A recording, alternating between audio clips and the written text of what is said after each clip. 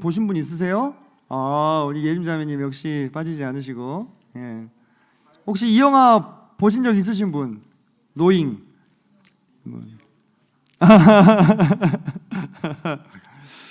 일단 분류는 재난 영화고요.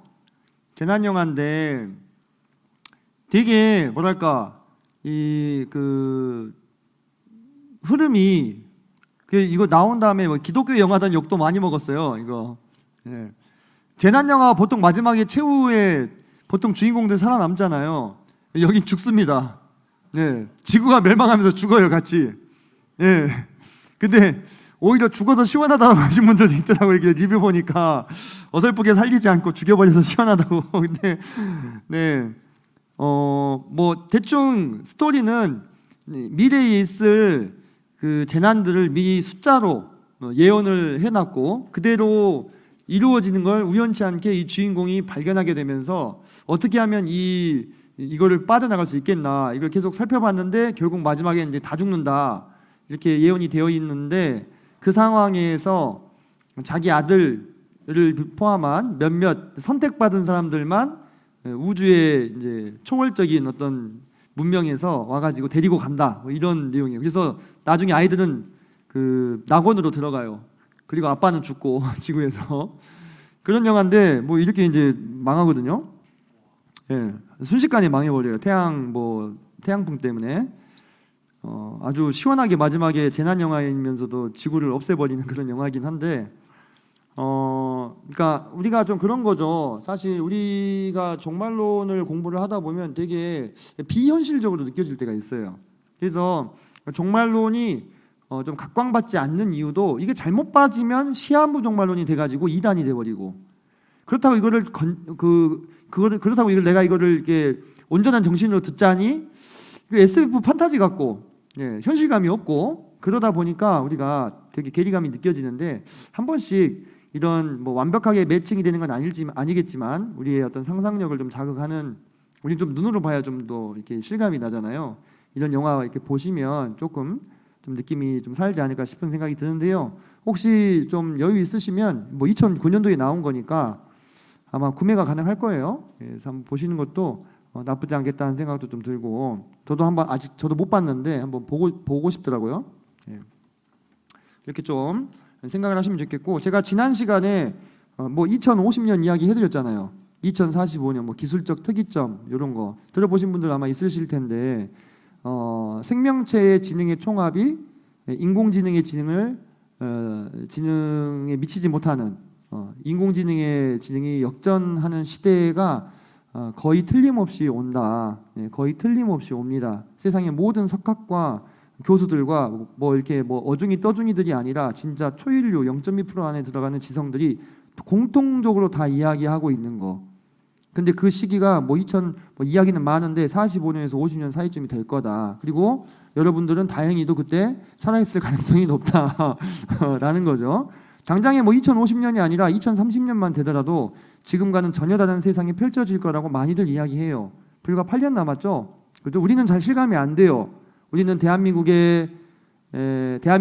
대한민국이라는 작은 나라에서도 남쪽에 있는 광주라는 뭐 이런 표현이 뭐 비하하는 표현은 아닙니다. 저도 여기 사니까 코딱지만한 도시에서 살고 있는데 인구 150만 무슨 2030년이 되면 세상이 바뀐다는 그런 얘기가 잘 와닿지 않는 것이 현실이겠죠. 근데 여러분 한번 또 어떻게 생각해 보면은 그게 또 금방이에요. 8년이라는 시간이 긴 것 같아도 금방입니다. 그리고 그것이 내 앞에 현실이 되었을 때에는 어떻게 보면 늦은 거죠, 그죠? 그 전에 좀 미리 세상이 돌아가는 것들을 좀 살펴보면서 미리 제가 그랬잖아요. 이 종말론 공부에 어떤 그 유익이 있다면 지금 당장 오늘의 내 삶의 문제를 해결해 주는 것은 아니지만 내 삶의 동기를 부여해주고 또 내 삶의 방향을 설정해 준다라는 측면에서 중요하다라는 얘기를 드렸었습니다. 그렇게 접근하시면 좋겠고요. 자, 계속 이어서 보겠습니다. 제가 지금 가로치고 그 대상이 누구인지를 써놨기 때문에 조금 좀 갭이 있을 수 있는데요. 이렇게 해보세요. 일단 성경을 펴셨으니까 성경에는 그냥 구절만 보시고 그 다음에 PPT를 보시는 거예요. 구절을 그냥 보고 거기는 가로쳐서 그게 누군지 안 써져 있잖아요. 그죠? 그리고 PPT를 봐보세요. 그러면 그 대상을 지금 성경이 얼마나 정확하게 지금 말하면서 따라가고 있는지 사실 역사예요, 역사. 진짜로. 10절 보면은 10절이 그러나 그의 아들들이 전쟁을 준비하고 하는데 여기서 그의 아들들은 셀류코스 2세의 아들들을 말하는 거겠죠. 셀류코스 3세와 안티오코스 3세가 형제입니다. 안티오코스 3세가 동생이고 셀류코스 3세가 형이에요. 그래서 근데 형이 일찍 죽어요. 암살을 당하는 바람에 후계자가 없어서 동생이 왕이 됩니다. 이런 경우에 꼭 동생이 포텐이 터지는 경우가 많죠. 역사 보면. 안티오코스 3세가 그랬어요. 제가 그랬죠. 3세가 제일 세다. 안티오코스 3세의 별명이 뭐냐면 안티오코스 3세 메가스예요. 메가스라는 별명은 누구에게 붙었었어요? 알렉산더 대왕에게 붙었죠. 그죠? 그 별명을 이어받은 사람이에요. 그렇다면 이 사람이 어떤 사람인지 알겠죠? 그죠? 자, 이 사람이 군대를 모아가지고 남방왕의 견고한 성까지 친다. 이때는 남방왕이 이제 프톨레미 3세에서 4세로 바뀌어 있는 상황입니다. 이제 프톨레미 3세가 남방왕의 그 최전성기를 이끌었다면 이제 뭐 영원히 살 수 없으니까 돌아가시고 그 다음 분이 왕이 됐는데 그때 이제 안티오코스 3세가 쳐들어온 거예요. 그래가지고 프톨레미 4세랑 붙었습니다. 안티오코스 3세가 질 수 없는 싸움이었어요. 질 수 없는 싸움이었습니다. 근데 11절 보니까 남방왕은 크게 노하여 나와서 북방왕과 싸울 것이라 북방왕이 큰 무리를 일으킬 것이나 그 무리는 그의 손에 넘겨준 바 되리라 이렇게 나와요. 사실 안티오코스 3세가 제일 세다며요. 메가스라며요. 안 져야 되는데 져요. 이분도 많이 지긴 했는데 라피아 전투라고 해서 이 전투에서 프톨레미 4세가 정말 우연치 않게 본인이 잘했다기보다는 부하들이 잘해가지고 이 전투에서 수만 명을 죽이고 승리합니다. 놀랍게도. 자, 그런데 이 프톨레미 4세라는 왕 자체는 훌륭한 왕이 아니었어요. 이 사람은 그저 그냥 좀 놀고 먹는 것 좋아하는 좀 평범한 사람인데 왕족으로 태어나서 왕이 된 사람이거든요. 라피아 전투에서 승리했으면 그대로 어떻게 하면 돼요? 밀고 올라가야죠. 그죠? 그렇게 안 합니다. 아, 이겼으면 됐다 하고 후퇴해요. 빨리 집에 가서 넷플릭스 봐야지 하고 집에 갑니다. 집에 가요. 거기서 밀고 올라가야지. 집에 가요. 얼마나 신하들이 답답했겠어. 그죠? 이 라피아 전투는 최초로 이제 코끼리들의 그 다른 두 종류의 코끼리가 맞붙었어요. 보시면 뭐 코끼리가 뭐 한 70마리, 여기 100마리 이렇게 동원이 됐네요. 그때 당시 코끼리라면요, 지금의 탱크보다도 더 위협적인 그런 존재죠. 그죠? 이렇게 많은 코끼리들이 동원돼서 싸웠는데 이 전투에서 왜 이겼냐면 코끼리 때문이 아니라 이집트 토착민들이 우리가 그 고대 전쟁을 보면은 지금도 뭐 우리가 축구 보면 그러는데 왼쪽, 오른쪽, 가운데 보통 군대가 이렇게 셋으로 나뉩니다. 그래서 왼쪽, 오른쪽에 있는 군대가 날개같이 상대방을 포위를 하면 이기는 거예요. 그리고 가운데 군대가 치는 거예요. 근데 북방왕의 군대는 제가 지난주에 말씀을 드렸었죠. 팔랑크스, 그때 당시에 밀집보병, 긴 창 가지고 쑤시는 그 밀집보병 중에서도 아주 정예보병이었어요. 근데 남방왕의 군대는 이집트 토착민들. 이집트 토착민들이 하면 누구냐면 여러분 생각해 보세요. 알렉산더 대왕의 부하 장군들이 나라를 세웠잖아요. 그럼 그 사람은 아프리카 사람일까요? 그리스 사람일까요?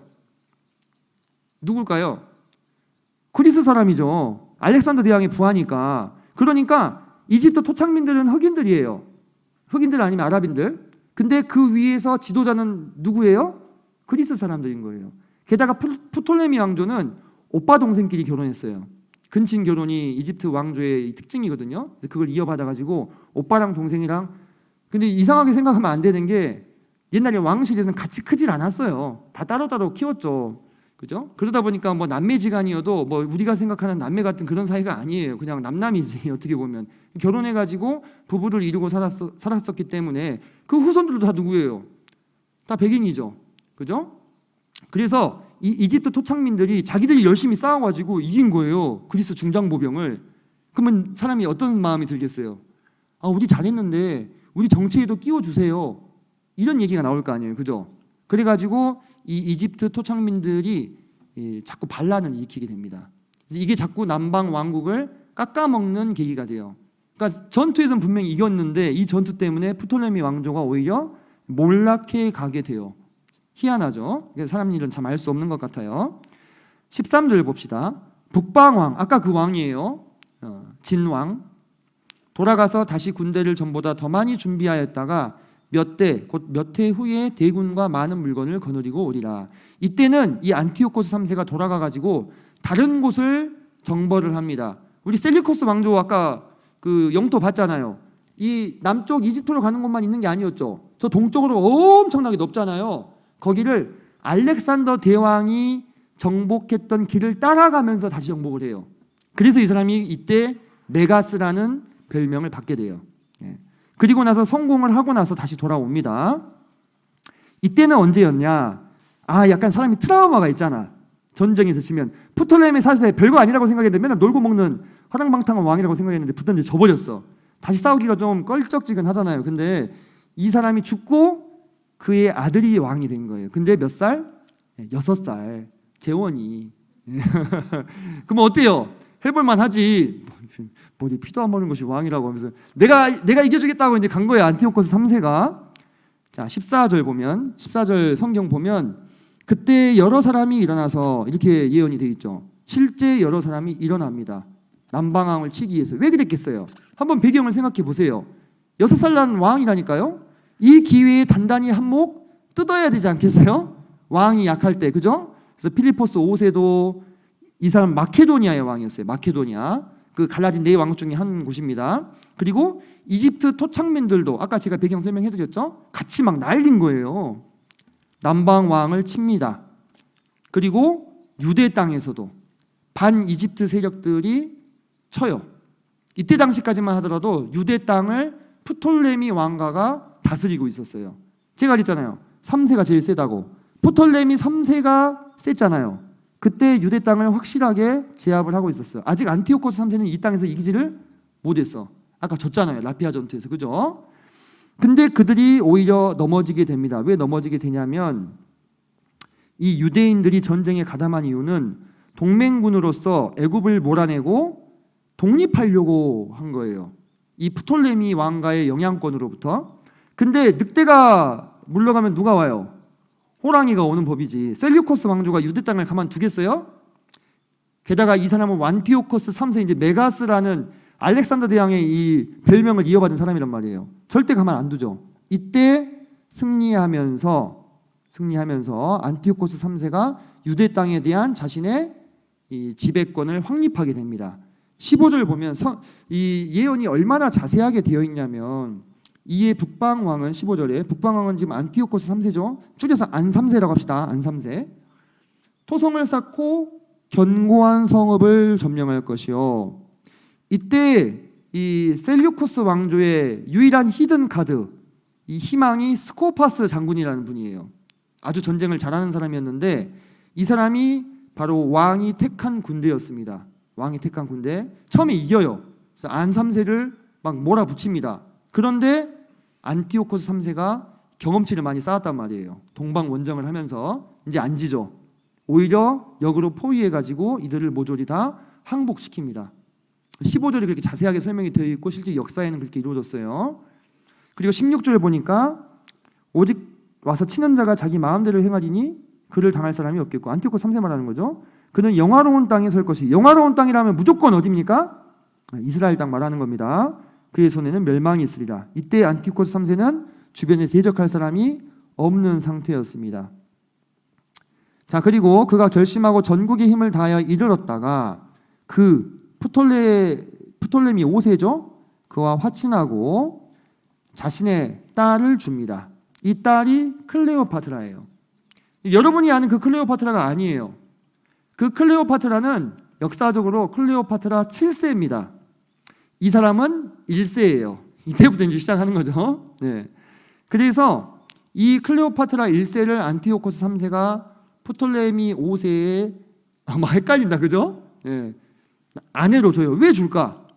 자기 딸이니까 그래도 자기 편을 들겠지 하고 줬는데 웬걸 이 딸이 아빠를 배신하고 남편 편에 붙습니다. 그래서 17절처럼 예언대로 그의 나라를 망하게 하려 할 것이나 이루지 못하게 되는 거예요. 그러니까 계속 예상이 빗나가죠.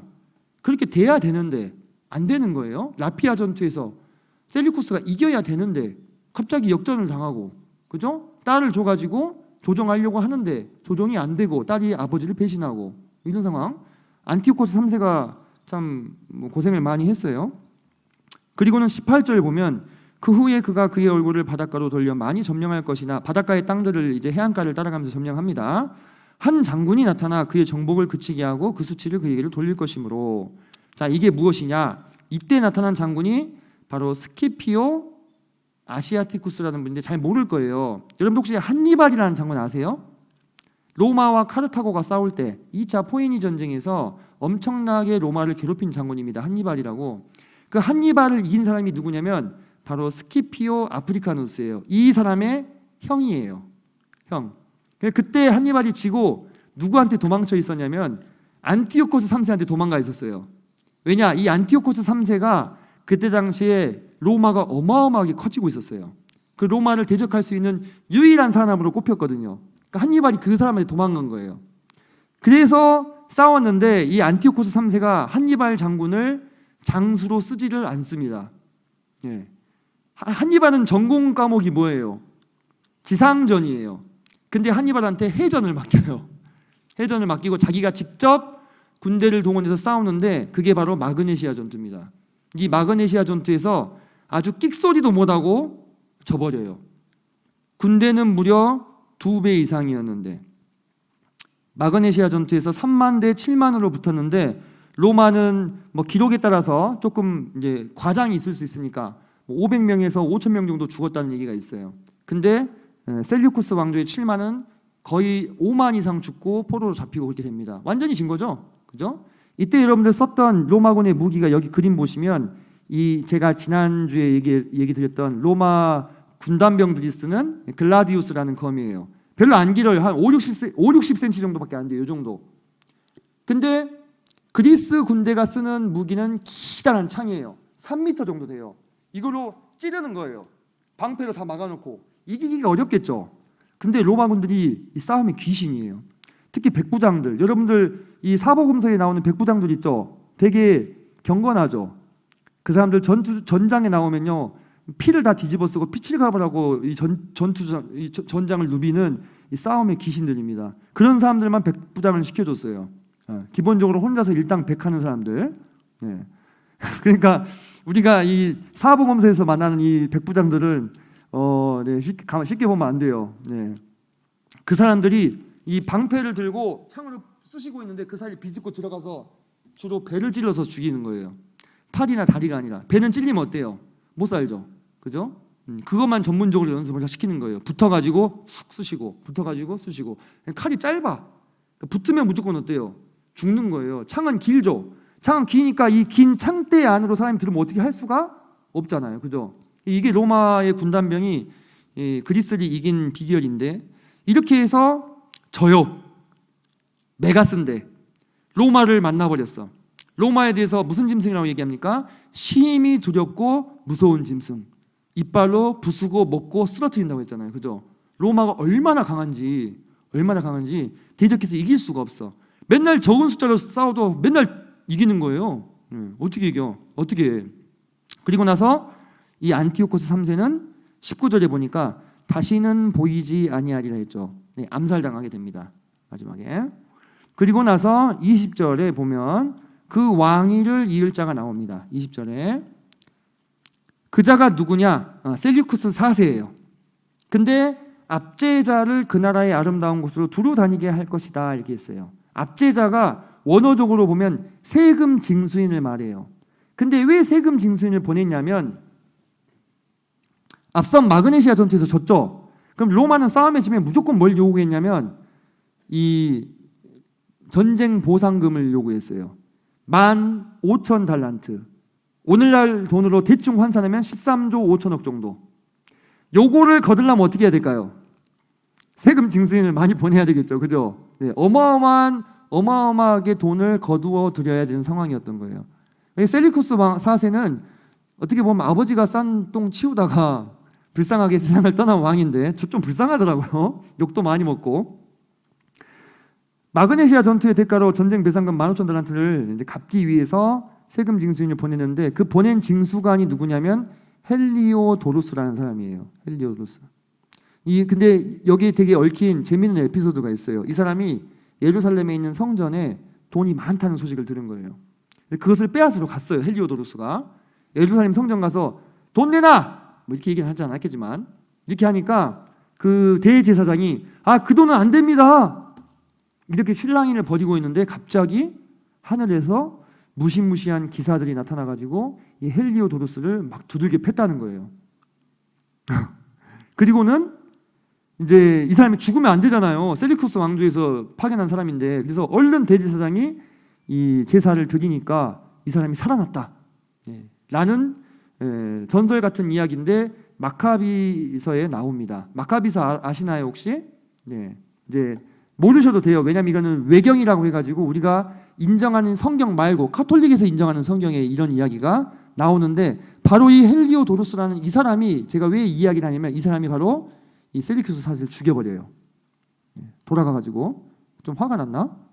죽이고 나서 21절 보면은 드디어 저 유명한 안티오코스 4세가 나와요. 에피파네스라는 사람인데 지난 시간에도 한번 말씀드렸었죠. 자 21절 보면 그 사람은 비천한 사람이다 나와요. 원래 왕이 계승권자가 아닌데 조카를 죽이고 나라를 얻습니다. 그리고 자 프톨레미의 군대랑 맞서 싸우는데 이 사람이 아주 계략을 잘 써요. 그래가지고 불리한 상황에서도 계속 승리를 거두게 됩니다. 그런데 이 안티오코스 4세가 바로 다니엘서 8장 9절로 12절 또 23절에서 25절에서 말하는 작은 뿔입니다. 장차 나타나게 될 적그리스도의 모형이 되는 왕이에요. 그래서 이 사람이 누구의 도움으로 왕위에 올라가냐면 아까 그 말했던 이 헬리오도루스의 도움으로 왕이 올라가거든요. 그리고 나서 이 사람을 다시 죽여요. 자기가 힘을 얻고 나서. 어떻습니까? 헬리오도루스는 셀리쿠스 4세를 죽이고 그리고 안티오코스 4세를 왕위에 세워줬는데 그 사람은 또 이 사람을 죽이고 권력이라는 게 어때요 여러분? 진짜 무상하죠? 그죠? 진짜 무상하죠? 헬리오도루스도 이 안티오코스 4세를 이용하려고 세워준 거예요. 근데 자기가 오히려 죽임을 당했죠. 권력이라는 게 다 뭔지 모르겠어요. 그리고 나서 24절 보니까 그가 평안한 때에 그 지방의 가장 기름진 곳에 들어가서 그의 조상들과 조상들의 조상이 행하지 못하던 것을 행할 것이요 그는 노력하고 탈취한 재물을 무리에게 흩어주며 계략을 세워 얼마 동안 산성들을 칠 것인데 때가 이르기까지 그러하리라. 이거 지금 안티오코스 4세의 통치 모습을 묘사하고 있는데 실제 역사를 읽어보시면 정말 이렇게 합니다. 선물을 그냥 무작위로 나눠줘요. 가난한 사람들. 그러면 안티오코스 4세가 인기가 어떻게 되겠어요? 막 올라가겠죠? 그런 식으로 사람들이 환심을 사는 거예요. 그리고는 남방왕을 칩니다. 남방왕을 쳐서 여기 보면 자 이쪽이 이제 셀리코스 왕조가 있을 거 아니에요. 그죠? 여기서 이렇게 이집트로 쳐들어올 때 가장 먼저 만나는 도시가 펠루시움이라는 곳입니다. 여기를 치고 들어와요. 그래서 이 안티오코스 4세가 이 이집트를 전역을 다 휘젓습니다. 그러면서 여기가 망할 위기에 처하게 돼요. 망할 위기에 처해요. 자, 게다가 그때 당시에 프톨레미 왕조의 왕은 이제 6세인데 이 사람의 음식을 먹는 자들, 다시 말해서 이 사람의 부하들이 이 왕을 배신합니다. 쉽게 얘기하면. 그래가지고 그의 군대가 흩어지고 많은 사람들이 죽어요. 그래서 이 프톨레미 6세가 안티오코스 4세의 포로가 돼요. 포로가. 근데 죽이지 않고 데리고 있습니다. 그러면서 마음에 서로 해하고자 하는 마음을 가지고 있는데 한 밥상에 앉아있을 때는 서로 거짓말, 서로 좋은 얘기 해주는 거예요. 이때 당시에 프톨레미 6세를 배신한 사람들이 프톨레미 8세를 따로 왕으로 세워요. 그러니까 안티오코스 4세는 프톨레미 6세를 어떻게 회유하는 거예요? 너가 다시 왕이 되게 해줄게.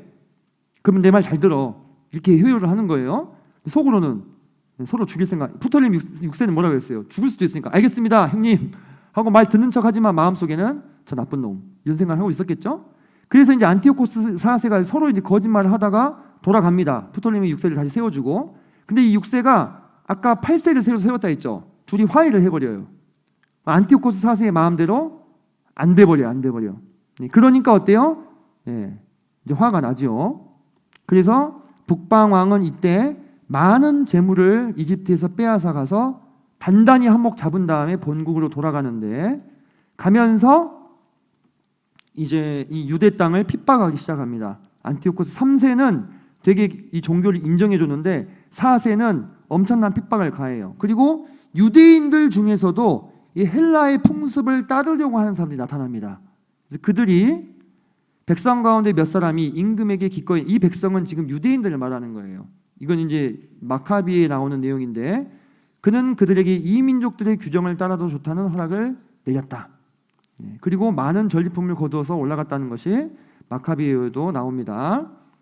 그리고 나서 29절 보면 작정된 기한에 그가 다시 나와서 남방에 이를 것이나, 아까 그랬잖아요. 6세랑 8세가 화해해버렸다고. 자기 뜻대로 안 되니까 다시 쳐들어온 겁니다. 근데 그때 30절 보니까 기띔의 배들이 이르러 그를 칠 것이다 이렇게 나왔어요. 이 기띔의 배들은 로마인들을 말하는 겁니다. 로마인들.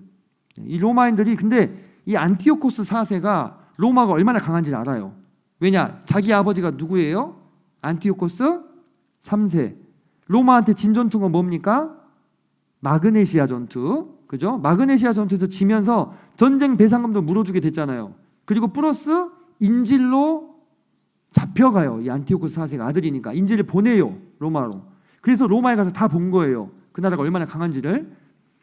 근데 이 로마인들이 와가지고 니네 이집트 이제 그만 쳐. 왜냐? 이집트에서 농사 지은 곡물을 로마에서 수입하고 있었거든. 그러니까 이집트가 상황이 곤란해지면 누가 피해를 봐요? 로마가 피해를 봐요. 지금 똑같아요. 러시아랑 우크라이나 싸우니까 누가 피해를 봐요? 전 세계 우크라이나에 밀 수입하는 분들이 다 피해보고 빵값이 올라가잖아요. 그죠? 네, 그런 거예요. 그래서 로마가 야 니네 이집트 그만 건드려 이제 니 가만둬 하고는 이 일개 장수가 와가지고 이 안티오코스 4세가 하고 이제 이야기를 하면서 이렇게 원을 그리고 이 원 밖으로 나가기 전에 결정해라 이렇게 해버려요. 부하들 다 했는데. 망신도 이런 망신이 없죠.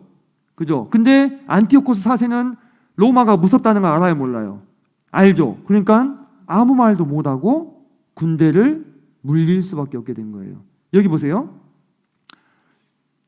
그를 칠 것입니다. 그가 낙심하고 돌아가면서, 그죠? 낙심하고 돌아가면서 맺은 거룩한 언약에 분노하였고 자기 땅에 돌아가서는 맺은 거룩한 언약을 배반하는 자들을 살필 거예요. 이 맺은 거룩한 언약은 뭘까?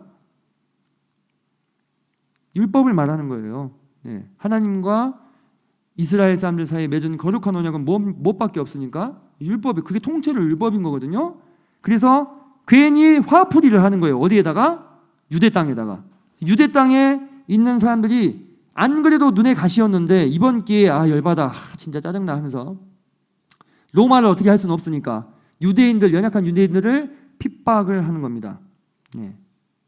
강남에서 뺨 맞고 한강에서 노는 길이란 말이 있다고 하던데, 그래서 31절부터 군대는 그의 편에 서서 성소 견고한 것을 더럽히며 매일 드리는 제사를 폐하며, 성전에서 아침 저녁으로 제사를 드리죠. 그걸 폐해버리고 멸망하게 하는 가증한 것 하면 무조건 우상을 말하는 거예요. 우상을 세우고, 그가 또 언약을 배반하고 악행하는 자, 율법을 저버린 자들을 말하는 겁니다. 속임수로 타락시킬 것이나 오직 자기의 하나님을 아는 백성은 강하여 용맹을 떨치리라. 이게 바로 마카비 혁명, 지난주에도 말씀을 잠깐 드렸었죠. 그걸 지금 예언하고 있는 것입니다. 자기 백성을 아는 강한 용사들이 일어날 것이다 라고 얘기하는 거예요. 제가 그래서 지난주에 그랬잖아요. 어느 시대에 어느 때나 남은 자들이 있었다고. 여러분, 제가 생각을 고쳐먹기로 했다니까요. 주님, 왜 이렇게 하나님을 믿는 사람들이 줄어드나요? 지금 왜 이렇게 교회가 어려운가요? 그런 생각을 제가 많이 했었거든요. 근데 어느 날 생각해 보니까 그렇더라고. 아니, 그러면 옛날에는 안 그랬나? 다 그랬어요. 옛날에도 똑같았어요. 옛날이나 지금이나 하나님을 진실되게 참되게 믿는 사람들은 다수였습니까? 소수였습니까? 소수였어요. 언제나 그랬어요. 언제나 그 남은 자들로 인해서 하나님이 하나님의 생명의 복음을 전달하셨고 하나님의 역사를 이어가셨어요. 그래서 언제나 어느 시대나 하나님의 역사는 꼭 바람 앞에 등불처럼 이렇게 흔들려 보여. 작고 미세한 음성이에요. 번개가 치고 천둥이 치고 폭풍이 지나가고 불길이 일어날 때는 하나님이 거기 계시지 않았잖아요. 엘리야하고 대면에서 만났을 때, 그죠? 그 모든 것이 다 지나가고 나서 언제 나타나셨어요? 세미한 작은 음성으로. 언제나 하나님의 사람들은 그랬어요. 아, 그렇구나. 그럼 지금 이 시대라고 다를 게 있겠나? 그렇게 생각하는 거예요. 그리고 그 남은 자들 속에 내가 함께해서 주님을 상황이 어떻든지 시대가 어떻든지 믿어야겠다. 이 시대에도 많은 유대인들이 너무 핍박이 혹독했기 때문에 이 안티오코스 4세에게 넘어갔어요. 하지만 그 중에 소수의 사람들이 자기 하나님을 의지하고 용맹을 떨칩니다. 자, 33절은 핍박받는 걸 말하고 있는 거 바로 알 수 있겠죠. 34절, 정결한 유대인들이 몰락할 때 도움을 조금 얻겠지만 나머지 사람들은 대부분 배도하게 될 것이라는 거예요. 35절 보면 또 그들 중 지혜로운 자 몇 사람이, 지혜로운 자는 누굽니까? 하나님을 알아보는 사람이 지혜로운 사람입니다. 이 안티오코스 4세의 회의에 넘어가지 않고 하나님을 알아보는 사람들이 지혜로운 자인데 그들 중에 몇 사람이 어떻게 된다고요?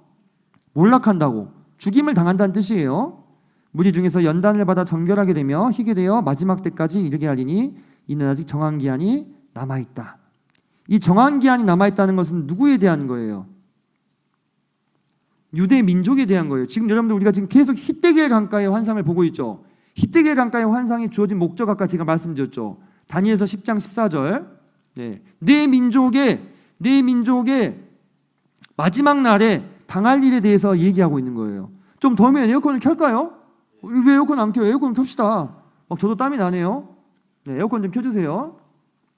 태연이 형님 더웠어요? 가서 그러면 누르면 돼요. 가서 누르면 됩니다. 그러면 눌러주길 말고 눌러주세요. 가서 에어컨 좀 켜주세요. 뒤에 가셔서. 지금 켜고 있어요. 미안해요. 태영이 이제 괜히 내가 저격한 것 같다. 지금 미안합니다. 오늘 사회니까 사회니까. 자, 그래서 지난주에도 제가 보여드렸잖아요. 안티오코스 4세가 유대인들을 어떻게 말살했는지. 모세의 율법을 금지하고 성경 읽는 사람들 다 처형하고 돼지 피를 막 뿌리고 할례 받은 아이들 죽여가지고 줄에 걸어가지고 엄마 목에 걸어놓고 썩어갈 때까지 절대 못 베게 하고. 이거는 어머니로서는 미칠 노릇인 거지. 이거 어떻게 이게 제정신으로 이거는 감당이 안 되죠. 감당이 안 됩니다. 이거는 정말로. 이런 짓을 저지르니까 참을 수 있겠어요? 절대 못 참지. 이건 못 참죠. 그래서 유다 마카비아 4명의 형제들이 활발한 유격전을 벌여서 마침내 성전을 탈환합니다. 그리고 그걸 기념하는 날이 바로 수전절. 신약성경에도 나오죠. 수전절이 그렇게 유래가 된 거예요. 하누카라고 불리는데 우리의 크리스마스랑 비슷한 때라고 말씀드렸죠. 빛의 축제다. 이때 재미있는 일화가 있는데 성전을 정화하면 뭘 켜야 돼요? 등불을 켜야 돼요. 그죠? 등불을 켤 때 쓰는 이 관유는 아무거나 쓰면 안 돼요. 그냥 올리브 기름 갖다 쓰는 게 아니라 만드는 방법이 있었어요. 근데 이게 만드는데 보통 일주일 정도 걸려요. 근데 성전을 딱 정화하고 나서 보니까 관유가 하루 쓸 것밖에 없는 거예요. 어떻게 했을까? 믿음으로 그 하루치를 부었어요. 근데 그 불이 며칠 동안 안 꺼진 거예요? 8일 동안 안 꺼진 거예요. 그러니까 하루 피우고 일주일 만들려면 8일이 필요하잖아요. 새로 관유를 만들 때까지 이 불이 꺼지지 않았다. 이런 기적이 일어났다 해서 하누카를 빛의 축제라고 부릅니다. 그리고 이때가 되면 예루살렘이 온통 빛으로 환하게 물듭니다. 뭘 잘 모르는 기독교인들은 야 크리스마스를 이렇게 기념하는구나 하시지만 그때는 하누카입니다. 그 사람들은 좀 고맙네요. 또 깨알같이 이렇게. 그래서 이렇게 안티오코스 4세의 악행을 처단하는 하나님을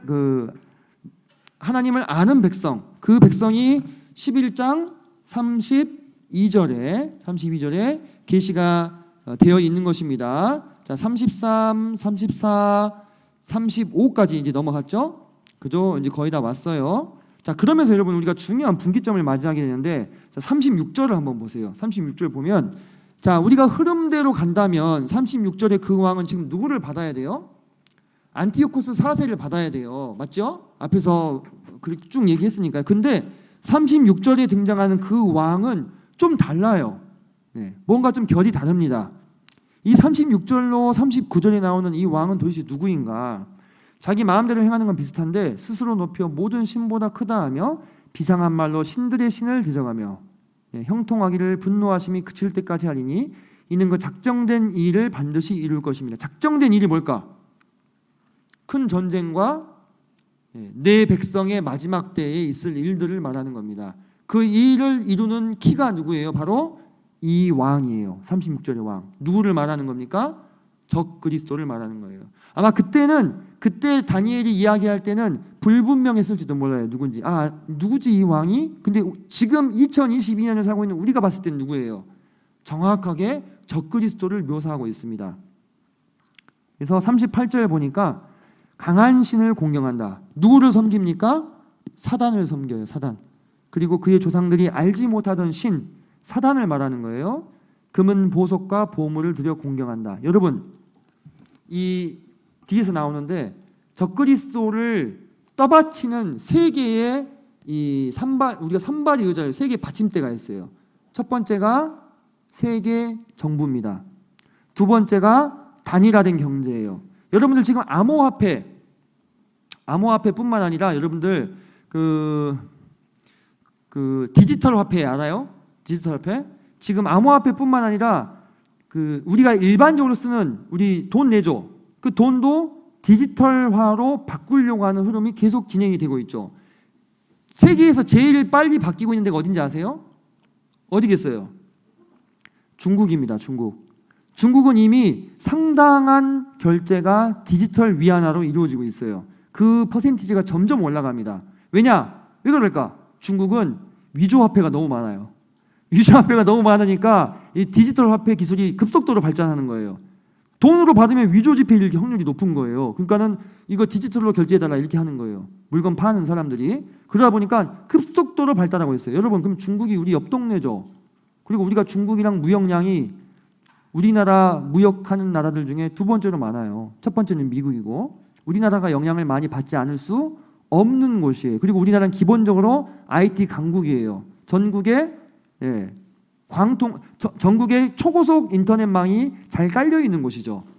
그래서 여담으로 이런 얘기가 있었어요. 코로나 시대에 전 세계의 초엘리트들이 우리나라를 이 시험장으로 썼다 이거예요. 뭐든지 조사하면 데이터로 잘 나오니까 조사하기가 좋고, 우리나라는 여러분 그런 것에 대한 영향을 미리 잘 받겠죠. 그래서 통일된 세계 경제, 마지막 세 번째가 세계 종교입니다. 통합된 하나의 단일화된 세계 종교. 여러분들 계시록에 보면 음녀가 나오죠. 그죠? 그 음녀가 통합된 세계 종교를 말하는 거예요. 지금 우리가 WCC 운동을 하죠. 에큐메니칼 운동을 하고 있습니다. 에큐메니칼이 옛날에는 좋은 의미였어요. 개신교의 모든 종파들 카톨릭 포함해서 합치자 이런 얘기했는데, 지금 합침의 범위가 어디까지 늘어나고 있습니까? 다른 종교로도 불교, 이슬람교, 그죠? 도교, 유교 다 합치자는 거예요. 왜? 이 영은 이 깨달음의 영으로 들어가는 문은 여러 가지다 이거예요. 그 세계 종교가 누구를 메시아로 점짓겠습니까? 적그리스도를 점찍는 겁니다. 근데 이 적그리스도가 세력을 얻고 나서 마치 안티오코스 4세가 자기를 왕위에 세워준 헬리오도루스를 나중에 죽이죠. 그런 것처럼 세계 종교를 말살시켜 버릴 거예요. 여기 보면 음녀가 멸망하는 거 나오잖아요. 그죠? 그리고 누굴 섬겨요? 그의 조상들이 알지 못하던 신인 사단을 섬기는 거예요. 왜? 그를 그렇게 강하고 능력 있게 만들어준 존재가 누구예요? 사단이니까. 이게 여러분들 이걸 잘 생각해 보시면 돼요. 본질을 항상 보시면 좋은데, 사단에 의해서 휘둘리는 집단의 특징이 뭔지 아세요? 끊임없는 배신이에요. 끊임없는 배신. 이렇게 일방적으로 적용할 수는 없겠지만, 혹시 여러분이 몸담고 있는 직장이 곤모술수가 난무하고 배신과 배신의 꼬리를 무는 곳이라면 좀 잘 생각해 보셔야 될 필요가 있어요. 이게 너무 일반화시킬 수는 없지만, 또 이것 때문에 또 가서 막 기도하면서, 주님, 우리 회사는 너무 곤모술수가 막, 곤모술수 곤민우 같은 사람들이 많은 그런 직장. 이게 제가 어디서 깨달았냐면 공산주의자들을 관찰하면서 깨달았어요. 공산주의자들 정말 배신이 꼬리를 물거든요. 그 위에 꼭 머리 꼭대기에 사단이 있어. 그러면 꼭 그렇더라고요. 적그리스도의 특징을 잘 보여주는데요. 그러니까 이 사람도 39절 보면은 자기를 안다 하는 자에게 영광을 더하여 주고 뇌물을 주고 뇌물을 받고 이렇게 그에 대해서는 여러분이 제가 이제 써놓은 것들 쭉 한번 읽어보세요. 이런 사람입니다. 적그리스도. 자, 40절. 마지막 때에 남방 왕이 그와 힘을 겨룰 것이냐. 그가 누구예요 지금? 적그리스도죠, 그죠? 북방 왕이 병거와 마병과 많은 배로 회오리 바람처럼 그에게로 마주와서 그 여러 나라에 침공하여 물이 넘침같이 지나갈 것이요. 자, 40절이 우리 종말론 연구하시는 분들은 되게 좀 서로 논쟁이 있는 구절이에요. 잘 보시면 자, 녹색, 보라색, 그 다음에 하늘색 이 세 주체가 나오죠. 여기서 이렇게 세 왕이다 보시는 분이 있고 아니다. 그와 북방 왕은 동일한 인물이다 이렇게 보는 견해가 있어요. 그래서 이것을 세 왕설, 두 왕설 이렇게 부릅니다. 이런 것까지 기억 안 하셔도 되는데 저는 그냥 개인적으로 이제 이 부분에 있어서는 우리가 분별의 이견이 있을 수 있어요. 이견을 서로 인정해주면 됩니다.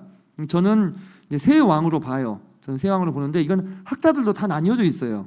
다 나뉘어져 있어가지고 왜 세 왕으로 보냐면 적그리스도는 굳이 방위를 따지면 어디의 왕일까요?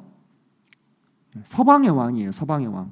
적그리스도의 나라가 우리가 이미 금신상에서 그 예고가 돼 있잖아요. 그죠? 뭡니까? 철과 진흙이 섞인 발. 그죠? 예. 그리고 그 무서운 짐승 네 번째. 철과 흙이 섞인 발. 다민족 국가로 이루어진 다인종 국가로 이루어진 절대로 하나로 합쳐질 수 없는 고대 로마를 계승한 서쪽의 왕이 적그리스도죠. 그의 어떤 변하지 않는 지지의 원천이라면 유럽이 되는 거죠. 물론 여기서도 아니다. 로마는 동로마도 있다라고 주장하시는 분들도 있어요. 근데 이제 저는 이제 그에 대한 반박이 있는데 여러분들 너무 헷갈리시니까 이 정도만 정리합시다. 두 왕설, 세 왕설이 있는데 여러분은 이 부분은 이견을 여러분이 가지셔도 됩니다. 살펴보고 저는 세 왕설로 봅니다. 그래서 이들이 서로 이제 싸우게 되는데 자, 이것에 대해서도 제가 이제 좀 생각을 하는 부분이 자, 실제 다니엘서 7장 20절을 보면은 10뿔이 있는데 그 중에 3뿔을 적그리스도가 쳐요. 그죠? 무슨 얘기냐? 적그리스도가 만든 세계 정부에서 10명의 왕이 있는데 그 중에서도 적그리스도를 견제하고 시기하는 세력이 30%나 된다는 거예요. 3명의 왕이니까. 제가 그랬잖아요. 사단이 주관하는 공동체의 특징은 배신이 꼬리에 꼬리를 무는 곳이라고. 네. 그래서 세 뿔을 뽑아버리죠. 그러면 그 세 뿔 속에 여기에 있는 남방왕과 북방왕이 들어갈 수 있는 거겠죠. 그죠? 네. 그리고 40절 보니까 마지막 때에 남방왕이 그와 힘을 겨룰 것이나 북방왕이 병거와 마병과 많은 배로 회오리 바람처럼 그에게로 마주와서 그 여러 나라에 침공하여 물이 넘침같이 지나갈 거다. 세번역은 두 왕설로 되어 있어요. 세번역은. 네, 재밌죠? 자, 41절 보면 그가 또 영화로운 땅이면 어디입니까? 이스라엘을 말하는 거죠. 들어갈 것이요 많은 나라를 패망하게 할 것이다. 그러니까 이 적그리스도가 자기 때가 되기 전까지는 진짜 싸우면 이기는 거예요. 이순신 장군처럼 싸우면 계속 이겨. 그러니까 이 사람 지지하는 사람들이 더 늘어나겠죠. 근데 에돔과 모압과 암몬 자손의 지도자들은 그의 손에서 벗어나리라. 이렇게 묘한 글귀가 들어가 있어요. 그러면 지금 에돔과 모압과 암몬 자손의 지도자들 그 지역이 어디냐면 오늘날의 요르단이에요. 여러분이 요르단을 검색하시면 뭐라고 나오냐면 It's home to the famed archaeological site of Petra 이렇게 나와요. 자, 페트라의 고대 유적으로 유명한 곳이에요. 근데 제가 페트라를 가봤거든요. 페트라가 이 안반으로 완전히 이렇게 절벽을 이루고 있는 곳인데 이제 이런 구절에 의거해서 마지막 때의 적그리스도의 저항 세력이 이 페트라 계곡으로 숨어 들어가게 될 것이다라고 보시는 분들도 있다 이거예요. 왜? 여기는 적그리스도의 손에서 벗어난 곳이 되는 거예요. 실제로 그곳에 비행기가 융단 폭격을 가해도 절벽 속으로 들어가면 못 잡고 그 절벽 사이로 헬리콥터가 들어가기가 어려워요. 다시 말해서 최후의 저항 세력이 어딘가 숨을 수 있는 곳이 있어야 될 거 아니겠어요? 그죠? 그런 곳에 대한 암시가 될 수 있다라는 거죠. 42절 보면 그가 여러 나라에 그의 손을 펴리니 애굽 땅도 면하지 못할 것이니, 애굽 땅은 지금 누구의 영토입니까? 남방 왕의 영토죠. 그러니까 제낌을 당하는 겁니다. 43절 보니까 그가 권세로 애굽의 금은과 모든 보물을 차지할 것이요 리비아 사람과 구스 사람이 그의 시종이 되리라. 자, 리비아와 구스 하면 어디냐면 우리가 보통 구스 하면 에티오피아 생각하잖아요. 근데 에티오피아 전체가 아니라 보통은 북에티오피아랑 수단을 포함합니다. 지도 보이시죠? 그러니까 북아프리카가 그의 손아귀 아래 완전히 장악되는 거죠. 그러나 동북에서부터 소문이 이르러 그를 번민하게 하므로 그가 분노하여 나가서 많은 무리를 다 죽이며 멸망시키고자 할 것이요. 여러분, 다니엘서의 11장 44절에 나오는 이 예언이 계시록에서 어떻게 지지를 받고 있느냐. 9장 14절로 16절, 또 16장 12절로 14절을 보면은 마지막 때의 전쟁인 아마겟돈을 위해서 유보라데 강물을 말려버리는 이 일이 나옵니다. 그죠? 그러면서 어디서부터 군대가 몰려와요? 동쪽으로부터. 12절 보세요. 동방에서 오는 왕들의 길이 예비되었더라. 14절 보니까 하나님 곧 전능하신 이의 큰 날에 있을 전쟁을 위하여 그들을 모으더라 라고 했고, 다니엘서에서 히데길 강가에 예언이 주어진 목적이 뭐라고 했습니까? 내 백성의 마지막 때에 있을 큰 전쟁에 관해서 밝히 알려주려고 이 예언을 너에게 알려주려고 왔다 했잖아요. 꿰어요 지금? 조금씩 이렇게 연결이 되십니까? 그죠? 그러면서 여러분, 마지막에 아마겟돈 전쟁 때 온 세상의 병력들이 하나님의 백성인 이스라엘을 치기 위해 모이는 그 예언이 점층적으로 층이 쌓이고 있잖아요. 지금 보세요. 자, 동북으로부터 소문이 와서 많은 무리를 죽이고자 했는데 이 많은 무리의 숫자를 계시록 9장 16절에서는 2만만이라고 했어요. 문자 그대로 보면 몇 명이에요? 2억이요.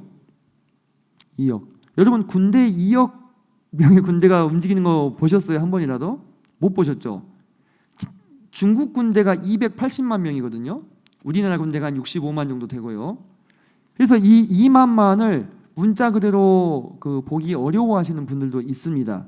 근데 2억이 올 수도 있어요. 어떻게 오느냐? 중국 군대만 오는 게 아니라 동방의 연합군이 이곳으로 모이는 곳으로 볼 수도 있습니다. 사실 이 16절이 다니엘서 11장 44절과 연결되어서 어떻게 구체적으로 성취가 될 것이냐는 과거의 일이에요, 미래의 일이에요? 미래의 일이겠죠? 그죠? 하지만 어마어마한 군대가 모이는 것만은 틀림없고 그들이 마지막 전쟁에 참여하게 될 것이다. 그래서 그때 죽은 사람들이 어찌나 많았던지 천사가 뭐라고 외칩니까? 전 세계에 있는 모든 새들을 불러서 하나님의 큰 잔치에 와서 장군과 군사들의 살을 먹어라 이렇게 초대하잖아요. 그죠? 계시록에서. 45절 보면 그가 장막군전을 바다와 영화롭고 거룩한 산 사이에 세울 것이나 그의 종말이 이르리니 도와줄 자가 없으리라. 자, 장막궁전은 장막을 여러 개 친다 이거예요. 이거는 뭐냐면 과거에 왕들이 전쟁을 나갔을 때 자기 궁전을 장막으로 거대하게 쳐놓고 거기서 지휘를 했어요. 그걸 말하는 것입니다. 영화롭고 거룩한 산은 어디겠어요? 성전산. 항상 영화로운 곳, 영화로운 산 이런 말이 나오면 성전과 이스라엘을 말하는 겁니다. 그렇지만 그의 종말이 이르리니 도와줄 자가 없다고 나와 있습니다. 자, 스가랴서. 제가 아까 구약 종말론의 뼈대는 다니엘이지만 살은 스가랴라고 했죠. 스가랴서 14장 2절을 보면 여호와의 날 1절에, 여러분 여호와의 날이라는 말도 많이 들었죠? 그날에 내 재물이 약탈되어 내 가운데 나누이며, 2절 보니까 내가 이방 나라들을 모아 예루살렘과 싸우게 하리니 성읍이 함락되며 가옥이 약탈되며 부녀가 욕을 당하며 성읍 백성이 절반이나 사로잡혀 간다 하였어요. 그리고 뒤에서 나오겠지만 온 이스라엘 백성 중에 3분의 2가 죽을 거라고 나와요. 여기 절반은 무슨 절반입니까? 예루살렘 성의 절반을 말합니다. 예루살렘이 이스라엘 전체는 아니잖아요. 그죠? 이스라엘 전체 땅이 몇 분의 몇이 죽어요? 3분의 2가 죽고 3분의 1은 살아. 예루살렘은 50%가 죽고 50%가 살아요. 이렇게 자세하게 예언이 되어 있어요. 이건 미래 일이기 때문에 우리는 지금 이제 장차 될 일에 대해서 얘기를 지금 나누고 있는 거죠. 네. 하지만 그가 결국은 멸망하게 될 거다 이겁니다. 적그리스도의 최후에 대해서 다니엘서 11장에서 45절의 마지막에 나오고 있습니다. 자, 32분인데요. 45분까지 쉬시고 마지막 세 번째 시간 진행하도록 하겠습니다.